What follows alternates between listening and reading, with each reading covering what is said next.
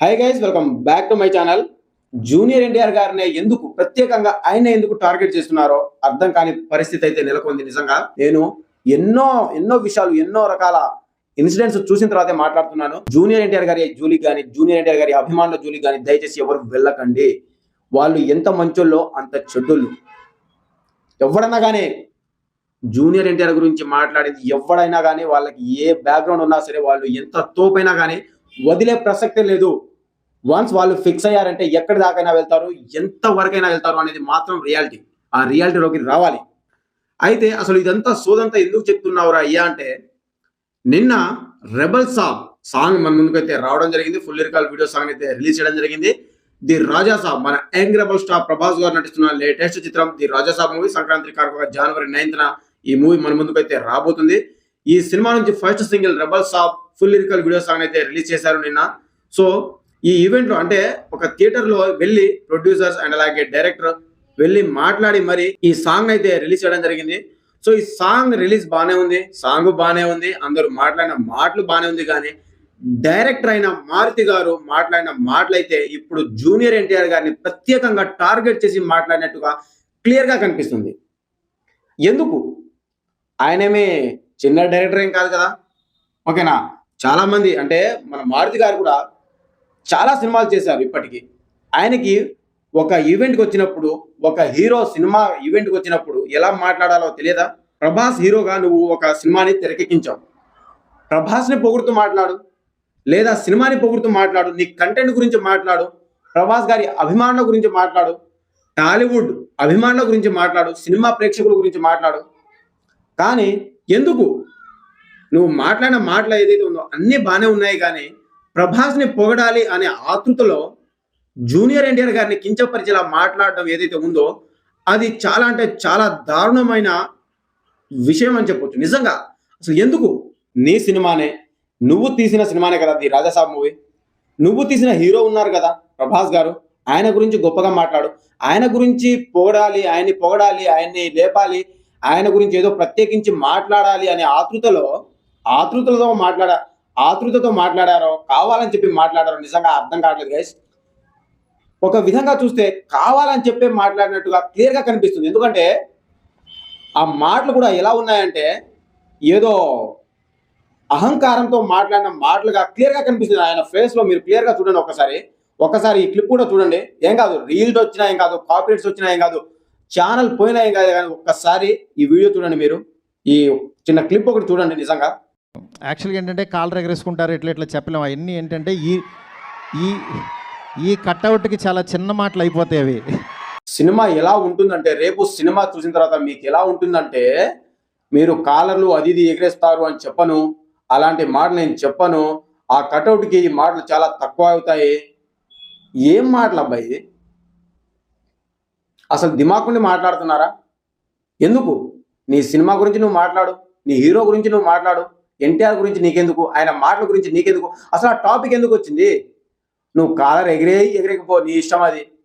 అసలు జూనియర్ ఎన్టీఆర్ గారి అభిమానులకు కాలర్ సెంటిమెంట్ అనేది ఒక, నిజంగా చెప్తున్నాను కదా, టెంపర్ సినిమా నుంచి వాళ్ళు ఈ విషయాన్ని చాలా అంటే చాలా ట్రెండింగ్ చేస్తున్నారు అబ్బా. నిజంగా ఏ సినిమా వచ్చినా సరే ఆ సెంటిమెంట్ ఉంటే సినిమా బ్లాక్ బస్ట్ అవుతుంది అని చెప్పి వాళ్ళకు ఒక సెంటిమెంట్ అది.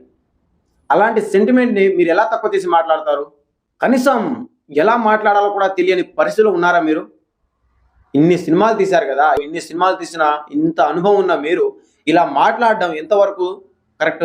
జూనియర్ ఎన్టీఆర్ గారి అభిమానుల గురించి ఒకే ఒక్క మాట చెప్తాను గైస్, వాళ్ళు ఎవరి జోలికి వెళ్ళరు, వాళ్ళ హీరో జోలికి ఎవ్వరు రాకూడదు, వాళ్ళు వేరే హీరోల జోలికి వెళ్ళరు. వాళ్ళు అభిమానించే జూనియర్ ఎన్టీఆర్ గారి జోలికి ఎవరు వచ్చినా సరే వదలరు. వాళ్ళు ఎవరైనా సరే, వాళ్ళకి ఎంత బ్యాక్గ్రౌండ్ ఉన్నా సరే, వాళ్ళు ఎంత తోపైనా కానీ వాళ్ళని మాత్రం ఖచ్చితంగా వదలరు. సో ఇదైతే ఫ్యాక్ట్ అబ్బా, నిజం చెప్తున్నాను కదా. ఆల్రెడీ సోషల్ మీడియా మొత్తం కూడా ఇప్పుడు ఇదే హాట్ టాపిక్ గా మరి ఎక్కడ చూసినా సరే విపరీతంగా ట్రెండ్ అవుతుంది. విపరీతంగా మారుతి గారిని అయితే ఒక రేంజ్ లో ఆడేసుకుంటున్నారు, ఒక రేంజ్ లో ట్రెండ్ చేస్తున్నారని చెప్పొచ్చు. బయట ఎక్కడ కనిపించిన మాత్రానికి మారుతి గారి పరిస్థితి ఊహించుకుంటూ నేను నిజంగా బాధగా ఉంది. నిజంగా ఎక్కడ కనిపించినా సరే ఆయనకి వేరే లెవెల్లో ఉంటుంది ట్రీట్మెంట్ అనడంలో మాత్రం ఎలాంటి అతిశయక్తి లేదు. ఎక్కడ కనిపించినా సరే ఒళ్ళు జాగ్రత్తగా దగ్గర పెట్టుకొని మాట్లాడాలి. ఒక ఈవెంట్కి వచ్చినప్పుడు నీ గురించి నువ్వు మాట్లాడు, నీ సినిమా గురించి నువ్వు మాట్లాడు, నీ హీరో గురించి నువ్వు మాట్లాడు. అంత పెద్ద హీరోని పెట్టుకొని నువ్వు నీ ఇష్టం వచ్చినట్టు ఎలా మాట్లాడతావు? ఆయన గురించి నీకెందుకు? ఆయన ఏం మాట్లాడితే నీకెందుకు? ఆయన గురించి నీకెందుకు? అసలు నీ జోలికి ఏమైనా వచ్చారా ఆయన? ప్రభాస్ గారు అసలు నీకు ప్రభాస్ గారు సినిమా ఇవ్వడమే గొప్ప విషయం అబ్బా. అసలు నీ పరిస్థితి ఏంటిదో నీకు అర్థమవుతుందా? అంత పెద్ద హీరో నిన్ను నమ్మి ఒక సినిమా ఇచ్చారంటే నువ్వు ఎంత ఒళ్ళు దగ్గర పెట్టుకొని సినిమాని తీయాలి, ఒళ్ళు దగ్గర పెట్టుకొని మాట్లాడాలా. ఆయన పాన్ ఇండియా వైడ్గా సినిమా రిలీజ్ అవుతుంది. నువ్వు ఎంత కేర్ఫుల్గా ఉండాలా, ఎంత జాగ్రత్తగా మాట్లాడాలా. మినిమం కామన్ సెన్స్ లేకుండా ఎలా మాట్లాడతావు? కనీసం మాట్లాడే ముందు వెనక ఆలోచించి మాట్లాడాలన్నా కనీసం ఇంగిత జ్ఞానం లేకుండా మాట్లాడితే ఎలాగా? మనం తీసేదే అరకొర సినిమాలు, మళ్ళీ మనకు ఓ బిల్డప్లు, ఓ ఓవర్ ఎక్స్పెక్టేషన్స్లు, ఓ ఓవర్ హైప్లు అవసరమా మనకి? అంత పెద్ద స్టార్ హీరో నీకు ఒక ఛాన్స్ ఇచ్చినప్పుడు ఆ ఛాన్స్ని, ఆ అవకాశాన్ని నువ్వు ఎలా నిలబెట్టుకోవాలి, ఎలా సక్సెస్ అవ్వాలని చూడాలి. కానీ వేరే వాళ్ళ గురించి మాట్లాడొద్దు. అసలు వేరే వాళ్ళ గురించి మాట్లాడే అర్హత నీకు లేదు. ఫస్ట్ నీ పొజిషన్ ఏంటిది అనేది నువ్వు చూసుకో. నీ అర్హత ఏంటిది అనేది నువ్వు చూసుకోవాలి. ఆ తర్వాతే మాట్లాడాలి. ఏ విషయమైనా సరే, ఎలాంటి టాపిక్ అయినా సరే. ఇటు ప్రభాస్ గారి అభిమానులు కూడా ఒక హీరోని తక్కువ చేసి మాట్లాడినప్పుడు వాళ్ళు అరవడం, అండ్ అలాగే ఇప్పుడు ఫ్యాన్ వార్, మళ్ళీ ఇదొక ఆచారం మన తెలుగు ఇండస్ట్రీలో, దరిద్రమైన ఆచారం. ఇప్పుడు ప్రభాస్ గారి అభిమానులను పొగడాలి, ప్రభాస్ని పొగడాలి అనే ఆతృతలో ఎన్టీఆర్ గారిని తక్కువ చేసి మాట్లాడినప్పుడు వాళ్ళు అరుపులు కేకలు. ఇప్పుడు అది చూసి ఇటు ఎన్టీఆర్ గారి అభిమానులు ఆగుతారా అంటే ఆగరు. ఇప్పుడు వాళ్ళు వీళ్ళ మధ్య, అభిమానుల మధ్య వారు. సోషల్ మీడియా మొత్తం ఇప్పుడు ఇదే చర్చ, ఇదే ఇప్పుడు గొడవ.